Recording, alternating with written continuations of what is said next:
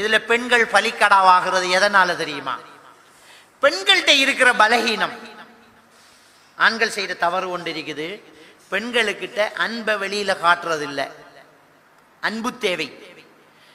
உளவியலாளர்கள் சொல்றாங்க needs theory என்று 5 விதமான தேவைகள் இழக்கப்படும் போது உளவியல் பாதிப்பு ஏற்படும். அதுல ஒன்று அன்பு தேவை, காப்பு தேவை, உணவு தேவை, பாலியல் தேவை. அதுல அன்பு தேவையில தான் நிறைய பெண்கள் பாதிக்கப்படுறாங்க. இன்றைக்கு ஒரு பெண் தப்பா போறதுக்கு காரணம் அன்பு தேவை இல்லாம போறதுதான். புருஷன் கடையில வேலை செய்யற ஒருத்தன் கறிய வேண்டி கொடுக்க சொல்லியிருப்பான். கறிய கொடுக்க வரக்கொள்ள, மேடம் ஏன் முகம் வாடிருக்கு, காய்ச்சலான்னு கேட்டுருவான். குரல் ஒரு மாதிரியா இருக்கு, சுகம் இல்லையான்னு கேட்டுருவான். நீங்க ஒரு மாதிரியா இருக்கிறீங்க, என்ன நடந்த, மெலிஞ்சி வைத்தீங்க, கண் தாண்டிருக்கி என்று சொல்லிடுவான். டெலிபோன்ல வார ஒரு ஃப்ரெண்ட் சும்மா நோ பேசிட்டு இருந்தேன், அவன் ஆபீஸ் விஷயமா பேசி போட்டு ஒரு ஸ்டாஃப் வைக்கக்குள்ள உன்னோட வாய்ஸ் ரொம்ப சேஞ்ச் ஆயிருக்கு, சுகம் இல்லையோ என்று கேட்டுருவான். அவ்வளவுதான். இந்த பொம்பளை இதையே கிரியேட் பண்ணுவா. நம்மளோட புருஷன் இவ்வளவு நாளைக்கு ஒரு நாளையில மதிச்சிருப்பான், நான் எனக்கு காய்ச்சல் என்று. நான் நேத்திருந்து தடுமலோட இருக்கேன், என்ற புருஷன் இதுவரைக்கும் கேட்கல, உனக்கு தடுமலா, உன்னோட குரல் ஒரு சாதியா இருக்கான். நான் வெளிநாட்டில் இருக்கிற என்ற மாப்பிள்ளையோட ஒவ்வொரு நாளும் டெலிபோன்ல பேசுறேன், அவனுக்கு இது விளங்கல. ஆனா இவன் ஆபீஸ்ல வேலை செய்யறவன், என்ன மேடம் ஒரு மாதிரியா இருக்கிற, குரல்ல விளங்குது என்று சொல்லிட்டான். இதான் பெண்கள் பாதிக்கப்படுறது. அதுல நாம தவறு விடுறோம் உண்டு. 2வது, பெண்கள் ஏமாந்து போறாங்க. இப்படி கருணையை காட்டுறவன் யார்? உங்களை பதுங்கி பாயணும் என்று நினைக்கிறவன். அது விளங்காம அன்பாரிக்கான்னு நினைச்சுதான் டிரைவரோட ஓர, வேலைக்காரனோட பாயிற, தப்பான தொடர்புகள் வச்சுக்கிறது, இப்படியான விஷயங்கள் நடக்கிறது. அது பெண்கள் தவறு செய்யறதுக்கு தூண்டி விடுறது. நம்மகிட்ட அன்பு காட்டிட்டான் அவ்வளவு போதும். அவன் அசிங்கமா இருந்தாலும் சரி, கருப்பா இருந்தாலும் சரி, பிச்சைக்காரனா இருந்தாலும் சரி, எனக்கு அன்பு காட்டுறது தான் தேவை. புருஷன் அன்பு காட்டல, பிள்ளைகள் அன்பு காட்டல, பாப்பா அன்பு காட்டல, உம்மா அன்பு காட்டல என்ற ஒரு வெறி பெண்கள்கிட்ட இருக்குது. இந்த வீக் பாயிண்ட வச்சுதான் நிறைய தவறு நடந்துகிட்டு இருக்கு. பெண்களை மடக்கிற சிஸ்டமே தான். இந்த பெண்களை மடக்கிற இந்த மிஸ்கோல் பாட்டிற சிஸ்டமே தான் அவங்கள்ட்ட பரிதாபமாக கதைக்கிறது. ஏன் ஒரு மாதிரியா இருக்கிறீங்க, ஏன் ஒரு மாதிரி இருக்கீங்க, சோகம் இல்லையா, நம்ம அழகா இருக்கிறீங்க புகழ்றது. அது வேற. இந்த உடுப்பு உங்களுக்கு ரொம்ப மெச்சுவட்டா இருக்கிட்டு போயிடுவான். என்ற புருஷனும் இருக்கானே ஒரு நாளையில சொல்லிருக்கானா அசிங்கம் தான் சொல்லுவான். நம்மளை பார்த்து போட்டு பரட்ட தலை போடி அங்காலுன்னு தான் சொல்றானே தவிர நம்மளை புகழல.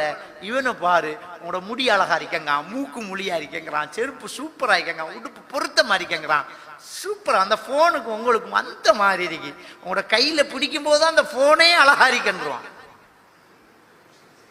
சும்மா கதைப்பாத. இதுல மயங்குறாங்க பெண்கள். இப்படி நிறைய பெண்கள் அன்பு தேவையினால், காப்பு தேவையினால் பாதிக்கப்படுறாங்க. பாதிக்கப்பட்டு அந்த இடைவெளியில நிறைய தவறு நடந்துகிட்டு இருக்கு. ரொம்ப கவனமாக இருக்கணும். பெண்கள் ரொம்ப ஜாக்கிரதையா இருக்கணும். இது அல்லாஹ் நாளை மறுமையில நம்மளை நிறுத்த போறான். ஒரு ஆணும் பெண்ணும் தனித்திருந்தால் 3வது ஷைத்தான் என்று ரசூலுல்லாஹி ஸல்லல்லாஹு அலைஹி வஸல்லம் சொன்னாங்களே, அந்த தனிமை என்பது நேரடியாக உடம்பும் பட்ட தனிமை மட்டுமா, கவரேஜ் வழியாக உள்ளே வந்தாலும் தனிமைதான். இன்றைக்கு கவரேஜுக்குள்ள வாரான், தனிமையா இருக்கிறான்.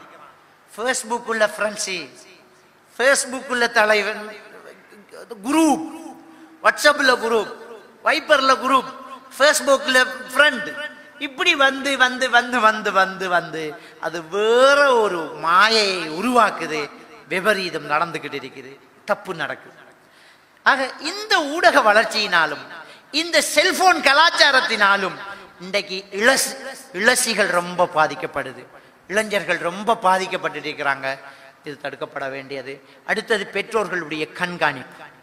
சின்ன பிள்ளைகளை, பொம்பளை பிள்ளைகளை தான் நாம கவனிக்கணும், ஆம்பளை பிள்ளைகளையும் கவனிக்கணும்.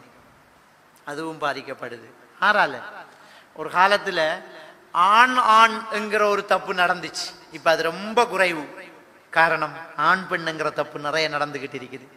சின்ன பிள்ளைகளை 10 வயசு 12 வயசு சின்ன ஆம்பளை பிள்ளைகளை நிறைய பெண்கள் தவறாக பயன்படுத்தக்கூடியது இன்னைக்கு ரொம்ப அதிகமா நடந்துகிட்டு இருக்குது.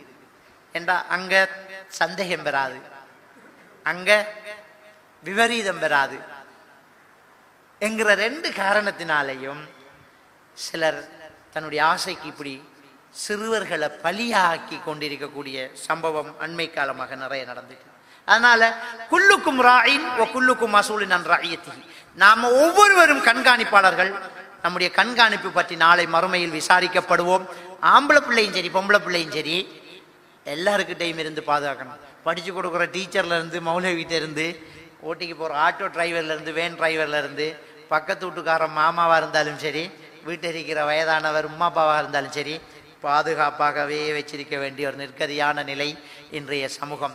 இன்றைய சமூகத்தினுடைய இந்த தொழில்நுட்ப வசதியால், இந்த ஊடகங்களினுடைய வளர்ச்சியால், இந்த பத்திரிகையினுடைய இந்த தொழில்நுட்பத்தினால் என்ன நடக்குது என்றால், இப்படியும் தவறு செய்யலாம் என்று சொல்லிக் கொடுக்கப்படுது. ஃபேஸ்புக்கில் ஒரு கேஸை போறோம். என்ன கேஸ்? 5 வயது சிறுமி கற்பழிப்பு. அது சிலருக்கு செய்தி, சிலருக்கு இப்படியும் செய்யலாம் என்கிற ஒரு கற்றல் நடந்துகிட்டு இருக்குது. அதனால இப்படியான செய்திகளை கொடுக்காதீங்க பத்திரிகைகளுக்கு. இப்படியான செய்திகள் தேவையில்லை உங்களுக்கு பேப்பருக்கு. இப்படியான செய்திகள் உங்களோட ஃபேஸ்புக்கில் தேவையில்லை. அதை விடுங்க. அது ஏன் உங்களுக்கு? அப்ப எடுக்கிறவனுக்கும் எறிகிறவனுக்கும் கல்லு கொடுக்கறதுக்கும் பொல்லு கொடுக்கறதுக்கும் சில ஊடகங்கள் பயன்படுத்தப்படுது. அதனாலதான் நிறைய தெரியுது. இப்படி ஒன்று இருக்க இல்லையோ ஆரம்ப காலத்துல சிறுவர்களிடத்துல நடக்கக்கூடிய அந்த துஷ்பிரயோகம் இருக்கல்ல. ஒன்றை செய்தான் அப்படியும் செய்யலாமா, இன்னொருத்தன் செய்தான், இப்படித்தான் பரவு. அவர் இதை செய்தது எது? ஊடகங்கள். எனவே இந்த ஊடகங்களினூடாக அப்படியும் தவறு நடந்துகிட்டு இருக்குது. நாம ரொம்ப கவனமாக இருக்க வேண்டிய நிலைமை.